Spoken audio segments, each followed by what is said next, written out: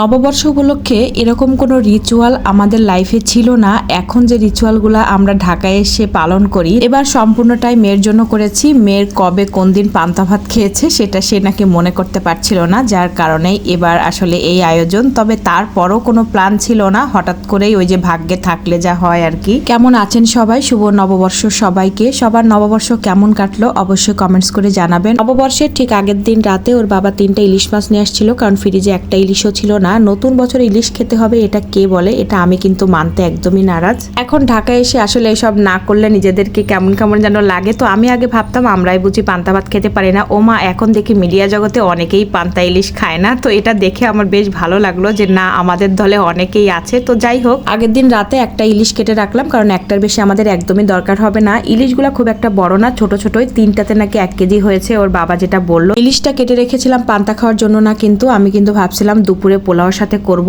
Fry করব, সেইভাবেই খাবো। কিন্তু ভাগ্যে যদি থাকে তাহলে আর ঠেকাই কি। আমি সকালে কিন্তু ফ্রেশ হয়ে চলে এসেছি, তার মানে পরদিন সকালে। আর ফ্রেশ হয়ে এসে আমি এখন হচ্ছে রান্নার প্রিপারেশন নিচ্ছি। ওই যে সকালে আমাদের এমন কোনো প্ল্যানই ছিল না যে আমরা আজকে পান্তা ইলিশ খাবো, কিন্তু আগের দিন ভাত এত রয়ে গেছে, তার ভিতর আমি জল দিয়ে রাখছিলাম। সেই ভাতে আমাদের সকালে হয়ে যাবে সবারই। তো ভাবলাম তাহলে আর মিস করব কেন, যে এতগুলা ভাত যখন রয়েই গেল। আমার সকাল সকাল মডেলিং দেখে আপনারা হয়তো ভাবছেন যে আমি কি মডেলিং করতেছি, কি কথা বলতেছি। আসলে ভাবছিলাম আমি সরাসরি ভয়েসে আপনাদের সাথে শেয়ার করব, কিন্তু তার পারলাম কোথায়। একজনে মনের আনন্দে টিভি দেখতেছে, তার মানে আমার স্বামী, আর 2জন তো এটা ওটা কাজে ব্যস্ত। তো সুতরাং একজনে ভিডিও করতেছে, আর একজনে কি বসে বসে চুপচাপ থাকবে নাকি? সেটা কি কখনো হয় এক ফ্যামিলিতে? একটু কন্ত। তো যাই হোক, আর এপাশে আমি ডিম ভাজি করতেছি, বড়, তার মানে 3টা ডিম ভাজি করতেছি। তো মেয়েরও হচ্ছে ইচ্ছা ছিল একটু পান্তা ভাত খাবে। সবকিছু দিয়ে সবাই খায় এই দিনে, সেটাও তার মধ্যে এখন কাজ করছে, কারণ এখন বড় হচ্ছে দিন দিন, আর সবকিছু একটা টেস্ট পাওয়ারও তার মনের মধ্যে একটা ইচ্ছা জেগেছে। তো আমরা যেহেতু দ্বিতীয়বার খাচ্ছি, তো ভাবলাম যে তাহলে তার ইচ্ছাটাও পূরণ করি। ভাতও রয়ে গেছে, তাহলে হচ্ছে সবকিছু মিলিয়ে হয়ে যাক এবারও পান্তা ইলিশ খাওয়া।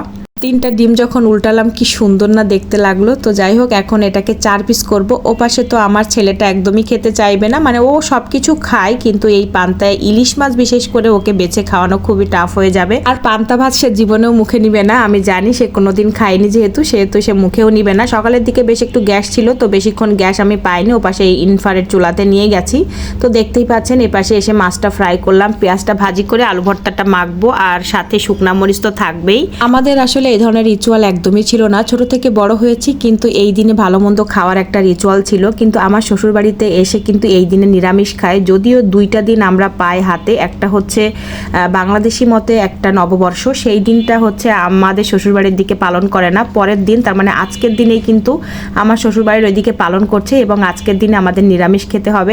কোনো বার 2 দিনই একসাথে পড়ে, যার কারণে ওই দিন হচ্ছে আমাদের আর ভালো মন্দ কিছু খাওয়া হয় না। ওই দিন শাশুড়ি মার মতন অনুযায়ী আমরা হচ্ছে নিরামিষ খাই। তো যাই হোক, এটা কোনো বিষয় না। তো এবার যেহেতু 2 দিন আলাদা আলাদা করে পেয়েছি, এই জন্য হচ্ছে একদিন আমরা এই ধরনের খাবার, ট্র্যাডিশনাল খাবারটা খেয়ে নিলাম। আর অনেক দিন পরে খাচ্ছি, অতটা খুব একটা ভালো লাগে না, কিন্তু ওই খেতে হয় তাই খেলাম আর কি। তো আলু ভর্তা দিয়ে খুব বেশি ভালো লাগলো। সকালে সবাই মিলে খেতে বসেছি, বাবাটাকে নুডলস তৈরি করে দিয়েছি, কারণ উনি তো এগুলা খাবেন না। একবার মুখে দিয়েছিলাম, তা কেমন যেন মুখের একটা ভাব করলো, মানে আমি দেখেই ভয় পেয়ে গেলাম, কারণ আমি জানি ওই সব খাবারে কখনো অভ্যস্ত না। সব খাবারে যে সবাই অভ্যস্ত হবে আর সবাই যে একই খাবার পছন্দ করবে, অনেকে এই খাবারটা অনেক বেশি অমৃত মনে করেন, তবে এই খাবারটা শরীরের জন্য অনেক বেশি উপকারী। গরমের দিনে খেলে শরীরটা অনেক বেশি ঠান্ডা হয় এবং সুন্দর করে ঘুমও পায়, এটাও ভালো করে বুঝতে পেরেছি। তো আজকের ভিডিওটি এই পর্যন্ত, ভালো থাকবেন সবাই।